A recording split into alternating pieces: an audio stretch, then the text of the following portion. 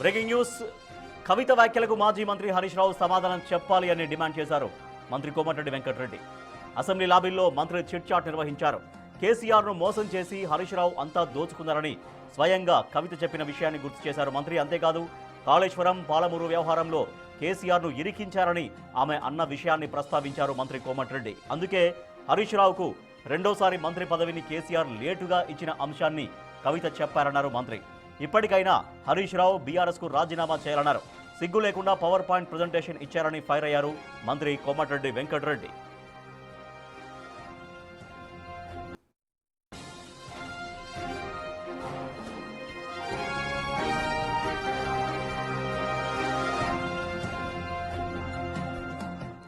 తెలంగాణ జాగృతి అధ్యక్షురాలు కవిత చేస్తున్న వ్యాఖ్యలకు మాజీ మంత్రి హరీష్ రావు సమాధానం చెప్పాలి అని డిమాండ్ చేశారు మంత్రి కోమటిరెడ్డి వెంకటరెడ్డి. అసెంబ్లీ లాబీల్లో మంత్రి చిట్ చాట్ నిర్వహించారు. కేసీఆర్ను మోసం చేసి హరీష్ రావు అంతా దోచుకున్నారు అని స్వయంగా కవిత చెప్పిన విషయాన్ని గుర్తు చేశారు మంత్రి. అంతేకాదు కాళేశ్వరం పాలమూరు వ్యవహారంలో కేసీఆర్ను ఇరికించారని ఆమె అన్న విషయాన్ని ప్రస్తావించారు మంత్రి కోమటిరెడ్డి వెంకటరెడ్డి. అందుకే హరీష్ రావుకు రెండోసారి మంత్రి పదవి వెంటనే ఇవ్వలేదు, మంత్రి పదవి ఇవ్వడానికి సమయం తీసుకున్నారు, మంత్రి పదవి ఆలస్యంగా ఇచ్చారు అని కవిత చేసినటువంటి వ్యాఖ్యల్ని గుర్తు చేశారు మంత్రి కోమటిరెడ్డి వెంకటరెడ్డి. ఇప్పటికైనా హరీష్ రావు బీఆర్ఎస్కు రాజీనామా చేయాలన్నారు. సిగ్గు లేకుండా పవర్ పాయింట్ ప్రజెంటేషన్ ఇచ్చారని ఫైర్ అయ్యారు మంత్రి కోమటిరెడ్డి వెంకటరెడ్డి.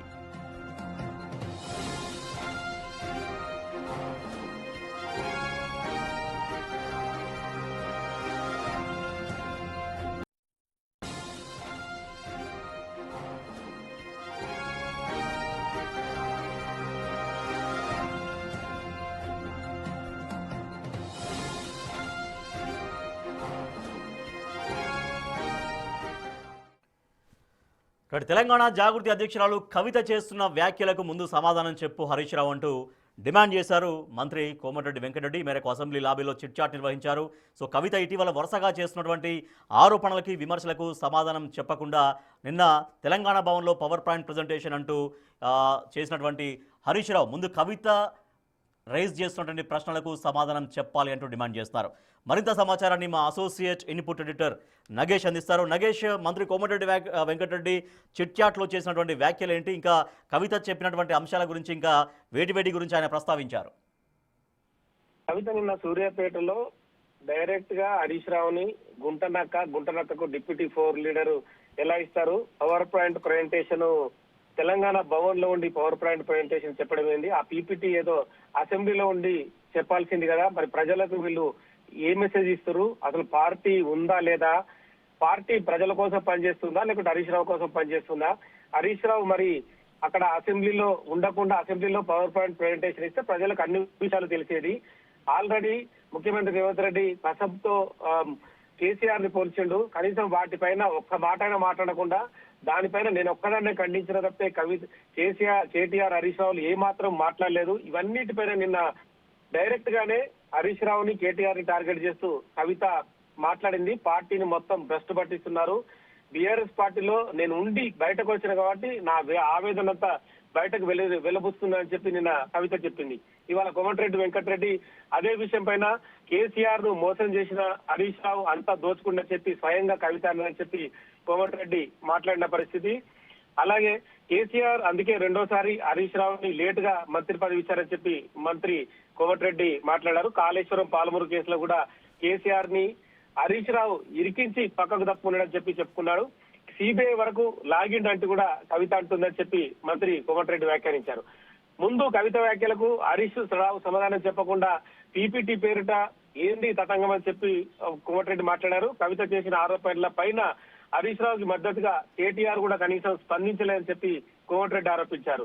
హరీష్ మంచోడు, పోర్ట్ఫోలియో అనేది సీఎం నిర్ణయం అని ఎందుకు కేటీఆర్ చెప్పలేదని కూడా, ఎందుకు ఇప్పటి వరకు కూడా కేటీఆర్ మాట్లాడలేకపోతుండు అని చెప్పి కూడా మంత్రి కోమటిరెడ్డి మాట్లాడారు. కేసీఆర్ కూడా ఒక మాట చెప్పాలి, హరీష్ మంచోడు అని చెప్పి ఎందుకు కేసీఆర్ కూడా చెప్పలేకపోతుండ అన్న విషయాన్ని కూడా మంత్రి చెప్పారు. కేటీఆర్ హరీష్ రావుకి సపోర్ట్ చేస్తుండా కవితకు సపోర్ట్ చేస్తుండా అనేది తేలాల్సిన అవసరం అని చెప్పి కోమటిరెడ్డి ఆరోపించారు. హరీష్ సిగ్గుతో పార్టీకి పదవికి రాజీనామా చేయాల్సిన అవసరం కనిపిస్తుంది. మరి ఇన్ని సార్లు కూడా పార్టీ నుంచి బయటకు వచ్చిన కవిత ఇన్ని సందర్భాల్లో మాట్లాడుతున్నా కూడా ఇటు హరీష్ రావు గాని అటు కేటీఆర్ గాని స్పందించకపోవడం ఆ పార్టీలో ఉన్న లొసుగులన్నీ కూడా తెలుస్తున్నాయని చెప్పి మంత్రి కోమటిరెడ్డి వ్యాఖ్యానించారు. సిగ్గు లేకుండా Harish Rao power plant presentation పేరిట నీళ్లకు సంబంధించిన అంశాన్ని బయటకు వచ్చి ఏదో మాట్లాడుతుండు. ఆల్రెడీ వాళ్ళు తప్పులు చేసి నీళ్లకు సంబంధించిన అంశంలో గత ఏపీ ప్రభుత్వంతో గుమ్మక్కై తెలంగాణకు అన్యాయం చేశారు. అటు పాలమూరు రంగారెడ్డి విషయంలో కానీ, జూరాల విషయంలో కానీ, అటు కాళేశ్వరం కట్టి కూలిన విషయంలో కానీ, మొత్తం ఓవరాల్ విషయంలో డబ్బులు దోచుకోవడమే పనిగా హరీష్ రావు పనిచేసిండు. మరి ఆ విషయాలన్నింటి కూడా ఇవన్నీ నేను మాట్లాడడం లేదు, డైరెక్ట్ గా వాళ్ళ కుటుంబం నుంచి వాళ్ళ పార్టీ నుంచి వచ్చిన కవితను ఆరోపిస్తుంది.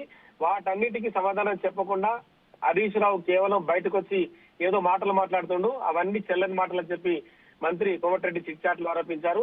కాసేపటి తర్వాత మళ్ళీ కవిత శాసన మండలి కూడా మాట్లాడే అవకాశం కనిపిస్తుంది. తన రాజీనామాకు దారితీసిన పరిస్థితులు, అలాగే పార్టీలో ఏం నెలకొంది, రాజీనామాను ఆమోదించమని చెప్పి మండలి చైర్మన్ అడగడం. రైట్ నగేష్, అయితే గత కొద్ది రోజులుగా కవిత నేరుగా హరీష్ రావుని టార్గెట్ చేస్తూ మాట్లాడుతున్నారు.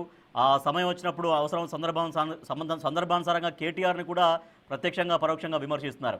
అయితే ఇప్పుడు ఈ కవిత చేస్తున్న వ్యాఖ్యలకి బీఆర్ఎస్ నుంచి ఎందుకు అంటే పెద్దగా ఎందుకు రిప్లై రావట్లేదు? అగ్రనాయకత్వం నుంచి అగ్రనాయకత్వాన్ని ఇరుకునబెట్టే విధంగా కవిత వ్యాఖ్యలు ఉన్నట్టుగా బీఆర్ఎస్ పార్టీ భావిస్తున్నట్టుగా తెలుస్తోందా? ఖచ్చితంగా, ఎందుకంటే ఈ ఓవరాల్ అంశాలను చూస్తే గనక గత 3 నెలల కాలం కూడా, అంటే ఇప్పుడు జిల్లా పర్యటనలో కవిత చేస్తూ కూడా డైరెక్ట్ గా హరీష్ ని, కేటీఆర్ ని డైరెక్ట్ గా టార్గెట్ చేస్తూ మాట్లాడుతుంది. జిల్లా పర్యటనకు వెళ్ళినప్పుడు తన తండ్రి కేసీఆర్ గురించి కూడా ఒక మాట మాట్లాడడం లేదు. కానీ హరీష్ మొత్తం పార్టీని భ్రష్టు పట్టిస్తుండు. ఎందుకంటే నిన్న సూర్యాపేటలో కూడా డిప్యూటీ ఫ్లోర్ లీడర్ గుంట నక్కకు ఎలా ఇచ్చారని చెప్పి ప్రశ్నించింది. ఇక్కడ వేరే వాళ్ళు అంటే బయట వ్యక్తులు మాట్లాడితే సందర్భం వేరు, బయట వ్యక్తులు మాట్లాడితే వాళ్ళపైన హరీష్ కేటీఆర్లు ఆరోపించే వాళ్ళు కావచ్చు.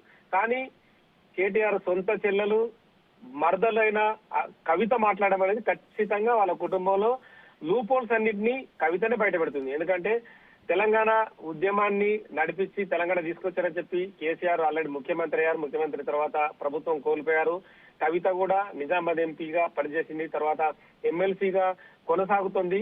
మరి ఇన్ని అంటే పార్టీ లోపల ఇంటర్నల్ గా పార్టీ బ్యూరో సమావేశాలు జరిగినా, ఇంటర్నల్ గా ఏం మాట్లాడుకున్నా కూడా కవితకు ప్రతి విషయం తెలుసు. మరి కవిత చెప్తున్న మాటలపైన ఖచ్చితంగా హరీష్ రావు గాని, కేటీఆర్ గాని ఏదో సందర్భాల్లో స్పందించాల్సిన అవసరం కనిపిస్తుంది. పార్టీ అనేది ప్రజలకు సంబంధించిన అంశం, ప్రజలకు చెప్పాల్సిన అవసరం కనిపిస్తుంది. ప్రజలు కూడా కవిత మాట్లాడే ప్రతి విషయాన్ని గమనిస్తున్నారు. ఏదైనా సరే టీఆర్ఎస్ పార్టీ తన ఉద్యమ ప్రస్థానం రాకెట్ లాగా పైకి ఎగిరిన తీరు, మళ్ళీ డౌన్ ఫాల్ అయిన విషయాన్ని కూడా మొత్తం ఓవరాల్ గా కవితనే ఆరోపిస్తుంది. తన సొంత అన్నను, తన సొంత భావని టార్గెట్ చేస్తూ టీఆర్ఎస్ పార్టీని బీఆర్ఎస్ గా మార్చడంలో కావచ్చు, మిగతా అన్ని వ్యవహారాల్లో హరీష్ రావు అనే గుంటనక్క అనే వ్యక్తి మొత్తం భ్రష్టు పట్టించడని చెప్పి ఆరోపిస్తుంది. కాసేపటి తర్వాత మండలిలో కూడా కవిత మాట్లాడే మాటలు ఖచ్చితంగా డైరెక్ట్ గానే తన కుటుంబ సభ్యులపై మాట్లాడే అవకాశం కనిపిస్తుంది. పార్టీ నడిపిన తీరు కావచ్చు, పార్టీ వ్యవహారాలు కావచ్చు, మిగతా ఓవరాల్ గా జరుగుతున్న అంశాలను కూడా శాసన మండలి వేదికగా డైరెక్ట్ గా మాట్లాడే అవకాశం కనిపిస్తుంది. ఇప్పటి వరకు బయట ప్రెస్ మీట్లలో వాటిలలో కవిత రెగ్యులర్ గా విమర్శలు చేస్తోంది. సో కవిత ఏం కోరుకుంటున్నట్టుగా కనిపిస్తోంది? అంటే హరీష్ రావును బీఆర్ఎస్ నుంచి బయటకు పంపించే విధంగా చర్యలు తీసుకోవాలని చెప్పడమా ఉద్దేశం? ఏమై ఉంటుంది ఆ వ్యాఖ్యల వెనుక ఆంతర్యం? డైరెక్ట్ గా కవిత ఎక్కడ కూడా బీఆర్ఎస్ పార్టీ నుంచి హరీష్ రావుని బహిష్కరించాలని కానీ, సస్పెండ్ చేయాలని కానీ ఎక్కడా చెప్పడం లేదు. అంటే హరీష్ రావు అనే వ్యక్తి ఓవరాల్ గా కేసీఆర్ ని రాంగ్ రూట్ పట్టించిండు. ప్రాజెక్టుల నిర్మాణ విషయంలో, ఈ నీళ్ల పంపకాల విషయంలో మొత్తం ఓవరాల్ గా కేసీఆర్ ని రాంగ్ రూట్ పట్టించి దోచుకోవడమే పనిగా బీఆర్ఎస్ లో పనిచేసిందని చెప్పి కవిత ఆరోపిస్తుంది. డిప్యూటీ ఫ్లోర్ లీడర్ విషయంలో కూడా గుంటనక్కకి ఎలా ఎదిరిస్తారని చెప్పి చెప్పింది. కేటీఆర్ కూడా హరీష్ కి ఎందుకు సపోర్ట్ చేస్తున్నాడు అనే అంశాన్ని చెప్తుంది. కానీ తన మాటల ఉద్దేశాన్ని బట్టి, మిగతా వ్యవహారాలను బట్టి హరీష్ రావుని సస్పెండ్ చేయాలి, లేదంటే పార్టీ నుంచి బహిష్కరించాలి, ఇంకో విషయం మాట్లాడడం లేదు.